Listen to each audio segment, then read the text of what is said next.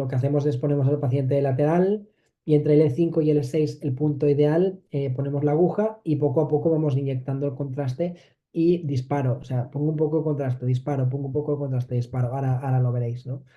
Sabéis que razas pequeñas y gatos, la médula espinal acaba más caudal, con lo cual normalmente puedo poner L6, L7 a veces, pero lo ideal es L5, L6. Y perros de raza grande, la médula espinal acaba más rostral, entonces L4, L5 a veces tengo que utilizarlo.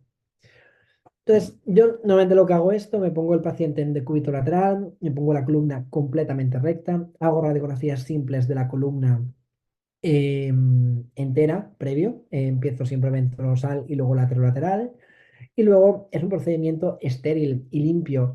Igual limpiamos la zona, el recuadradito, y pues de manera estéril, alcohol, clorexidina, y me dejo preparado todo aquí, guantes estériles, la aguja y además un alargo que conectamos normalmente a la aguja. Creo que ahora tengo un vídeo que os lo enseño. Ahí está el vídeo, perdón. Entonces, ¿cómo nos guiamos, no? Hacemos hecho la radiografía, tocamos las alas del ilion, contamos 7, 6, 5. Entonces, yo lo que voy a hacer, voy a palpar la apófisis espinosa de L6 y lo que voy a hacer es que con mi aguja espinal voy a ir hasta lo que sería la lámina que está en la base de la apófisis espinosa de L6. Y una vez he tocado la lámina, lo que hago es giro 45 grados y al girar 45 grados, luego pongo un poco de presión y entro en el canal vertebral. Una vez estoy dentro, lo que hago es quitar el estilete, quito el fiador y dejo caer gotas de líquido cefalorraquídeo. Y lo que hago es que le pongo un alargo que ya he purgado previamente con el contraste y voy poniendo contraste. La punción, bueno, la podemos hacer dorsal o ventralmente al proceso, la apófisis espinosa. Y pues ahora palpo L6, toco el suelo canal vertebral, giro 45 grados y meto. Cuando metes la aguja, normalmente hacen una pequeña contracción de la región de la cola.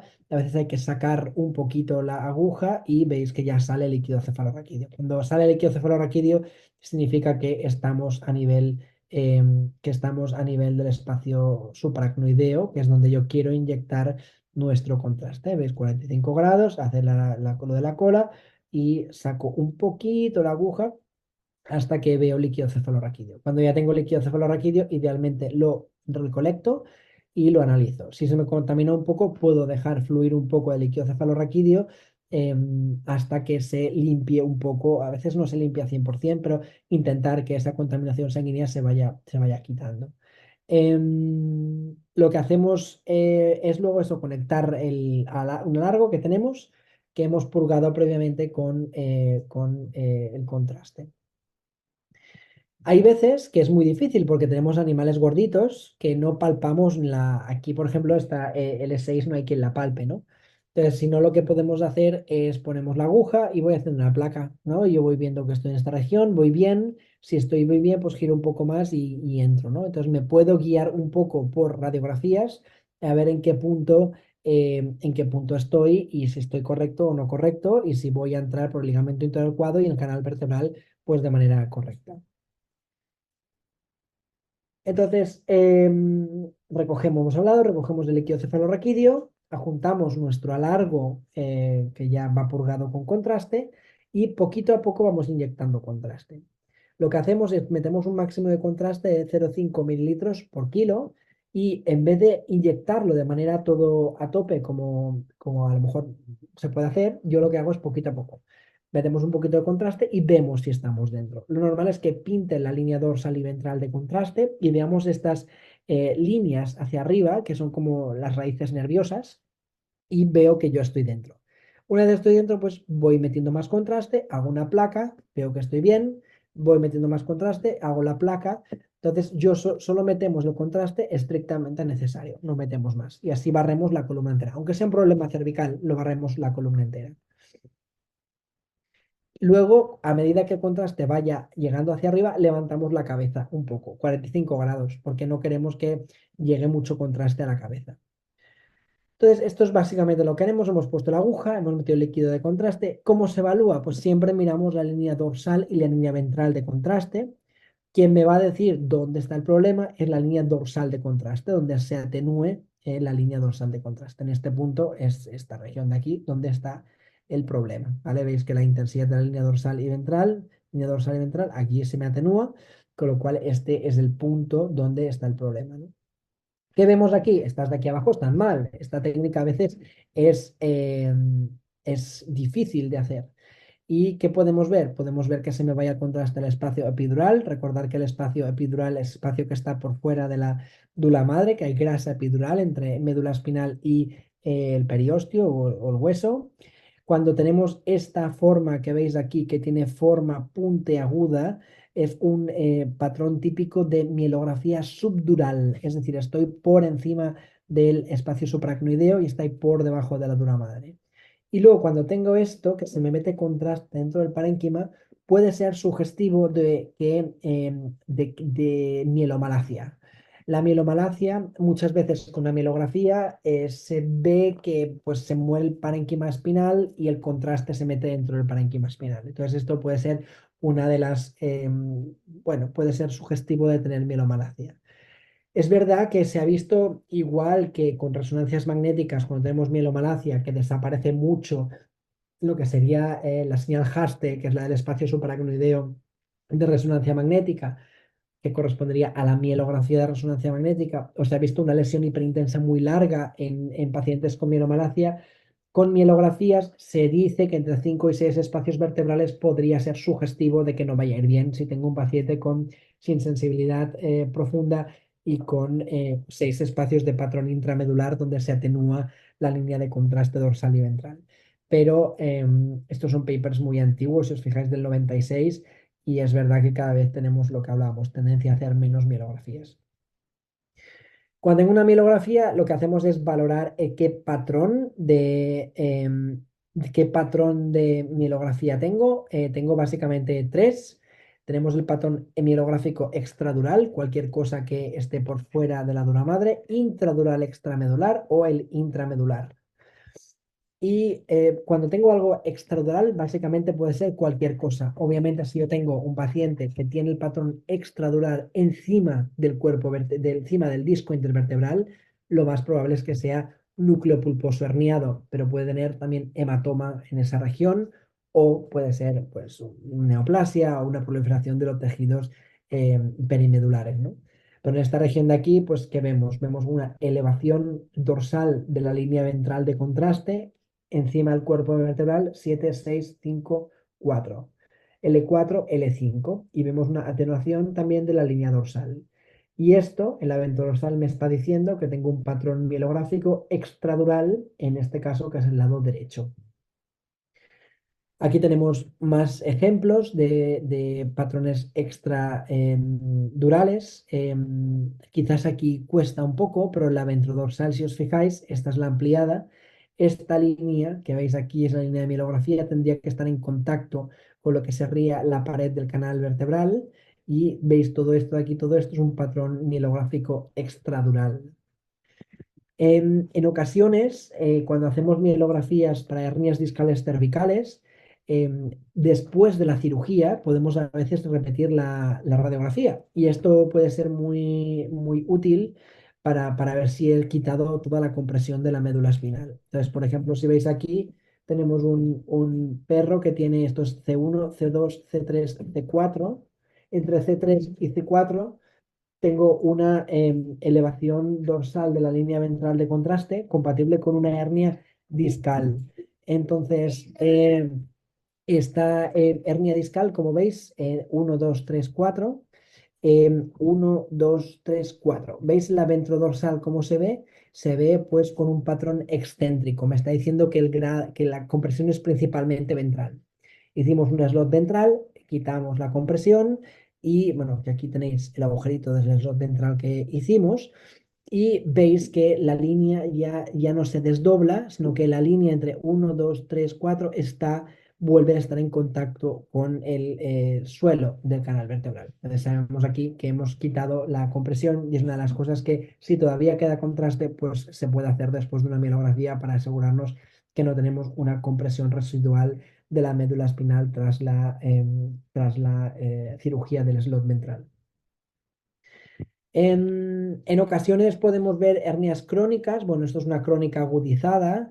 Veis aquí que existen múltiples protusiones, pero yo sé cuál es la buena o la buena, la activa, porque veo una atenuación de la línea dorsal. O sea, no es ninguna de estas, porque aquí la médula se ha acostumbrado a estar apretada, sino que es la línea dorsal la que se encuentra afectada. Incluso vemos un engrosamiento, veis aquí, del espacio supracnoideo, probablemente porque a lo mejor esa médula ya está un poquito más atrófica y lo que veo es pues una dilatación del espacio supracnoideo ventral o un divertículo supracnoideo ventral. Y cuando es súper importante hacer radiografías, dos proyecciones, cuando el patrón mielográfico extradural no se encuentra encima del disco intervertebral, la lesión probablemente suele ser muchas veces neoplásica o granulomatosa, como veis en este caso, que vemos este patrón mielográfico extradural que se encuentra encima de un cuerpo vertebral. Correspondería que en la lateral no se encuentra nada, esta no se ve nada, esta región de aquí. Y esto era un plasmocitoma. Luego con el TAC y la resonancia llegamos al diagnóstico. Tipo Wobblers, espondilomielopatía cervicales, este quizás cuesta un poco más, pero veis que existe este patrón, lo que se llama en forma de reloj de arena, porque vemos una desviación ventral de la línea dorsal y una desviación dorsal de la línea ventral, que si os fijáis aquí hace uno y aquí hace otro, es un patrón bilateral de compresión se llama de reloj de arena y es muy típico de patologías tipo un Wobbler o espondilomielopatía cervical. Y esto es un Bichon maltés que tuvimos creo que hace un mes más o menos, que era una hembra esterilizada que de manera aguda se quedó sin caminar. El examen neuro era una mielopatía T3L3 y el diagnóstico diferencial, pues una hernia discal Hansen tipo 1, una meningomielitis. Recordar que aproximadamente la mitad de las meningomielitis pueden ser agudas y es raza típica, edad típica y sexo típico. Puede ser una mielopatía isquémica o un tumor. Siempre empezamos con un TAC, que es lo más rápido, sencillo y con menos complicaciones, pero no fue diagnóstico el TAC, no vimos absolutamente nada y tuvimos que acabar haciendo una mielografía. Como hemos hablado antes, la mielografía las hacemos con radiografías ventrodorsales y luego laterolaterales del paciente, completamente rectas, ponemos la aguja y vamos inyectando el contraste muy poquito a poco. Y aquí yo ya veo dónde está el problema. Siempre me lo está diciendo dónde está la atenuación de la línea dorsal de contraste. Entonces, la línea dorsal de contraste se atenúa en este punto, que corresponde a 7, 6, 5, 4, 3, 2, 1, 13, 12 en este punto. 12, 13 es donde está probablemente el problema. Y me voy a esta parte de aquí, y quizás cuesta de ver un poco, pero la línea no está en contacto con lo que sería la pared del canal vertebral. Con lo cual, T12, T13 del lado derecho, patrón mielográfico extradural compresivo de la médula espinal.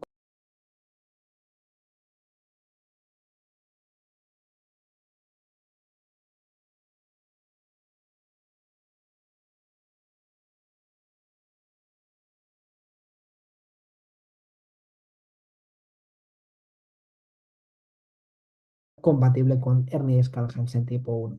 Luego siempre lo pasamos por el TAC para acabar 100% de asegurarnos, pero en este caso, pues con la mielografía, si no tengo un TAC, hubiera sido más que suficiente para entrar a descomprimir la columna vertebral de este paciente. Respecto a los patrones mielográficos intradurales extramedulares, una de las cosas muy comunes que vemos son los divertículos aracnoideos, como veis aquí, que tienen esta forma de lágrima o sí, se llama tear o de gota, teardrop shape, en la que vemos que se desdobla el espacio subaracnoideo. En ocasiones esto es peligroso porque como es una patología crónica pueden empeorar bastante después de realizarles las mielografías, entonces son cosas que es importante explicárselo al propietario. En este caso era un carlino que no empeoró en exceso y veis que tiene esta, pues casi igual que aquí, pues esta bolsa o esta gota o esta forma de lágrima aquí. Otras cosas que nos pueden dar este patrón mielográfico intradural extramedular serían meningiomas, tumores de vaina nerviosa, nefroblastomas, metástasis o tumores de células redondas. De hecho, este de aquí es un tumor de vaina nerviosa. Este es un patrón, la imagen típica de intradural extramedular, en las que a veces se dice que tiene como forma de cabeza de palo de golf design. Entonces es muy característico de tumores de vaina nerviosa o meningiomas. En este caso era un tumor de vaina nerviosa que acabamos confirmando por histopatología. Y esta imagen que vemos aquí era de un nefroblastoma. En ocasiones, para mí, el que tenga esto ya es intradural extramedular, el que tenga esta forma de aquí como irregular, pero fue la resonancia y obviamente la cirugía la que nos acabó diagnosticando el nefroblastoma. Y luego tenemos los patrones intramedulares. Los patrones intramedulares son aquellos en los que la médula espinal está hinchada. Vemos atenuación de la línea dorsal y ventral de contraste y ambas líneas están en contacto con lo que serían los límites del canal vertebral. Aquí no hay nada por fuera que apriete a la médula espinal, simplemente está hinchada. Esto no es para nada patognomónico de nada, puede ser médula espinal hinchada, puede ser meningomielitis, puede ser una mielopatía isquémica, puede ser un tumor intramedular, puede ser una contusión espinal, con lo cual el tener un patrón mielográfico intramedular no es patognomónico de nada, simplemente de patologías que están dentro de la médula espinal y por eso hay que considerar historia, reseña, evolución de la sintomatología clínica para pues establecer cuál es mi posible diagnóstico diferencial e idealmente hacer una resonancia magnética o otras pruebas de diagnóstico por imagen avanzada. Y bueno, simplemente que a veces con la mielografía, sabéis que existen muchos tipos de hernias discales. La Hansen tipo 1 y Hansen tipo 2 la podemos diagnosticar perfectamente con una mielografía. Lo que sería la Acute Non-Compressive Nucleus Pulposus Extrusion, que sería lo mal llamada tipo 3, que no está bien dicho decir tipo 3 porque no la inventó Hansen y porque no es degenerativo. Vimos que en este tipo de patologías una mielografía también puede ayudarme al diagnóstico de esta enfermedad, en las que recordar que la sintomatología clínica es agudo, no progresivo y no doloroso. Normalmente, o sea, si no duele y no progresa, no lo hará después de las 24-36 horas. Si progresa o duele, solo es en las primeras 24-36 horas y sintomatología normalmente asimétrica. O sea, agudo, no doloroso, no progresivo y sintomatología clínica asimétrica. Es la sintomatología típica de este tipo de hernias discales. Pues con este tipo de hernias discales la mielo también me puede ayudar y al 100% tiene un patrón intramedular, porque recordar que lo que se produce es una extrusión del núcleo pulposo, da un golpe a la médula espinal y la hincha, pero no la comprime, o si la comprime es mínimo. Entonces se ha visto o vimos que el 57%, aparte del hinchazón de la médula espinal, tenía un poquito de patrón extradural y el grado de compresión era un 5,8%. Entonces, simplemente que ese grado mínimo de compresión no justificaría hacer cirugía porque este tipo de hernias no se opera, de hecho. Y simplemente si cuando hacéis una mielografía no os acaba de ver 100% el punto de compresión o no lo tenéis claro, una herramienta adicional que podéis hacer son radiografías en oblicuas. O sea, lo que se hace es que haces una radiografía lateral, ves, bueno, una vez tienes tu paciente con todo el contraste de mielografía a lo largo de toda la columna vertebral, después haces la ventrodorsal y si dudas y no lo tienes 100%, puedes hacer oblicuas. Pones el perro pues, en una posición oblicua, así y así, y como en inclinado, boca arriba, inclinado un poco. Y con esto podríamos ayudar un poquito a la sensibilidad de la localización de cuál es el punto de que hay que entrar a operar. Que hay que entrar a operar. En ocasiones también la mielografía se ha utilizado mucho, mucho para estudios dinámicos, sobre todo para regiones tipo espondilomielopatías cervicales, pero hay que tener en cuenta que en esos casos sí que nos daría un poco de miedo porque pueden empeorar bastante por culpa del contraste y por culpa de los movimientos dinámicos que nosotros le estemos haciendo. Con lo cual, lo ideal aquí quizás sería sí que hacer otras técnicas de diagnóstico por imagen avanzada.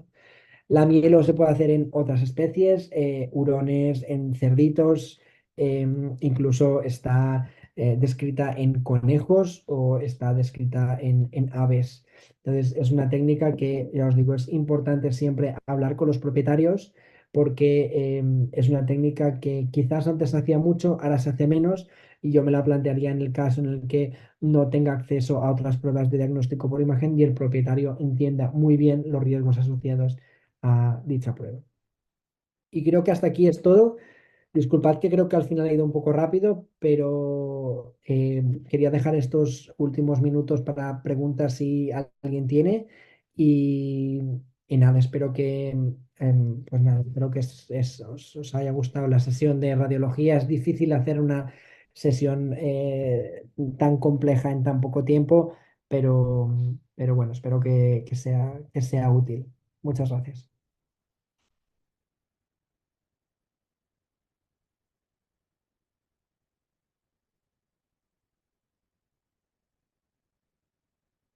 Estoy viendo aquí algunas preguntas en el chat. Si queréis las podemos hablar.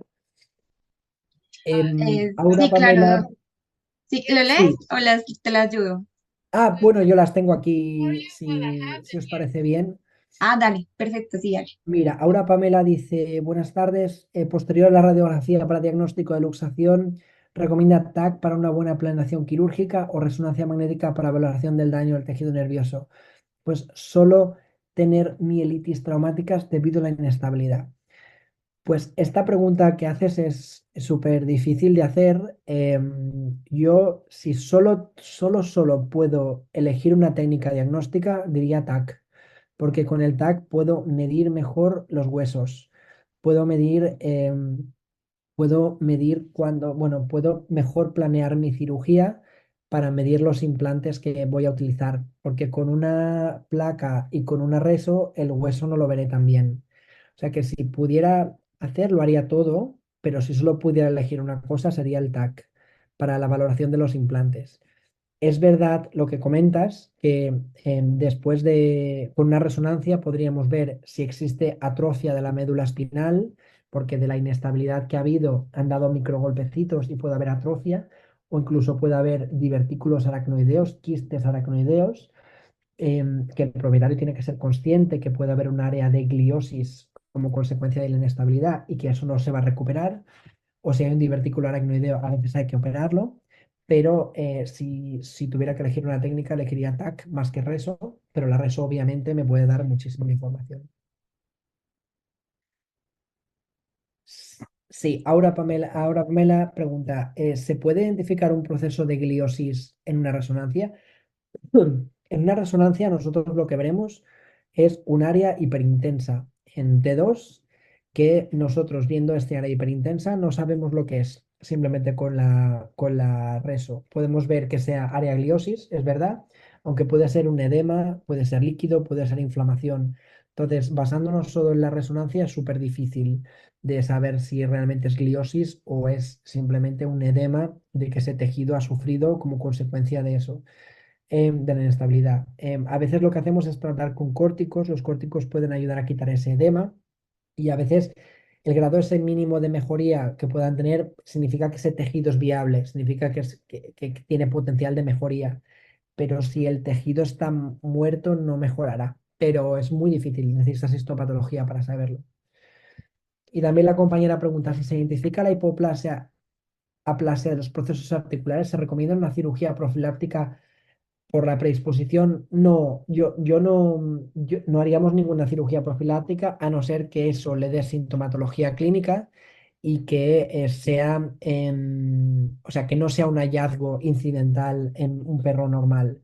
Lo podríamos hacer en aquel en el que ya tenga algo de sintomatología clínica, hayamos descartado otras enfermedades y en ese caso sí que lo podríamos hacer. Pero cirugía profiláctica yo no lo haría porque muchos nunca manifiestan sintomatología clínica. O sea, si ahora veréis cuando tengáis un carlino que igual viene por otra cosa, disparáis una radiografía y veis allí eso. Pero yo no plantearía eso porque muchos puede que no manifiesten ninguna clínica asociada. Bárbara pregunta, ¿y en la discospondilitis podría haber hiperalgesia? Sí, es uno de los signos súper típicos, dolor. Pueden tener mucho dolor, pueden tener cojeras por irritación del nervio que esté tocando. Entonces sí que podría haberlo. Alejandra pregunta, ¿qué antibióticos de tipo empírico utilizas inicialmente hasta tener los resultados? Pues hay varias maneras de abordarlo. Hay quien utiliza cefas. Yo personalmente utilizo combinación de clindamicina con marbofloxacino. Esa es una combinación bastante fuerte que, perdón, clindaenro utilizo yo, o sea, una quinolona con clindamicina. Em, sí, o cefas o clindaenro, pero yo utilizo clindaenro. El paciente de la radiografía ventrodorsal donde faltan los procesos transversos, ¿había alguna masa visible o recomendó ultrasonido de abdomen y ecorradiación en cuánto tiempo? Em, Perdona, Aura, no sé de qué radiografía estamos hablando. En el paciente de la radiografía ventrodorsal donde faltan los procesos transversos, ¿había alguna masa visible o recomendó ultrasonido? No, no sé a qué te refieres, perdona. Si me lo puedes por favor poner en el chat. Franco pone, cuando se llega al piso del canal medular, ¿no se daña la médula? Sí, siempre con la mielografía es un daño iatrogénico. Existen estudios histológicos de cómo sufre la médula cada vez que hacemos una mielo y hay un tracto. Entonces, es verdad que luego clínicamente muchísimas veces no pasa nada, pero histológicamente se ha visto que esa médula sufre cada vez que ponemos la aguja. Y Aura Pamela pregunta, ¿la atrofia de la médula espinal que ha comentado tiene impacto en la recuperación funcional del paciente? Si la médula ya está gliótica y atrófica, no se va a recuperar, o sea, se va a quedar así. Clínicamente va a estar así. Lo que pasa que si nosotros decidimos hacer cirugía, vamos a prevenir que vaya peor y vamos a estancar la enfermedad. Entonces, aún así, siempre pueden mejorar un poquito porque sabéis que el sistema nervioso es muy plástico, no se regenera, pero es muy plástico, pueden mejorar un poco, pero lo más importante es que estancamos la enfermedad.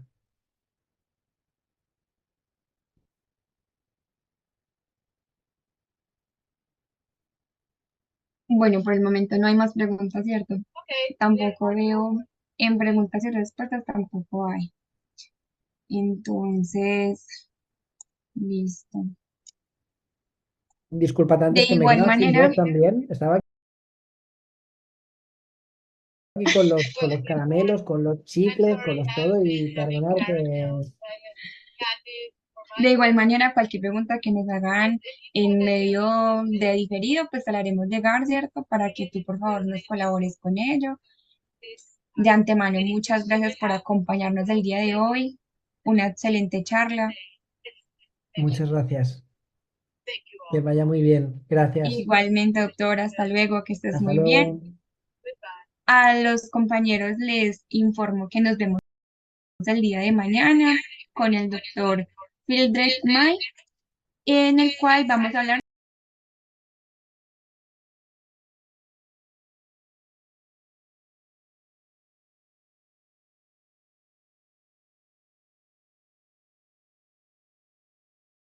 sobre anatomía por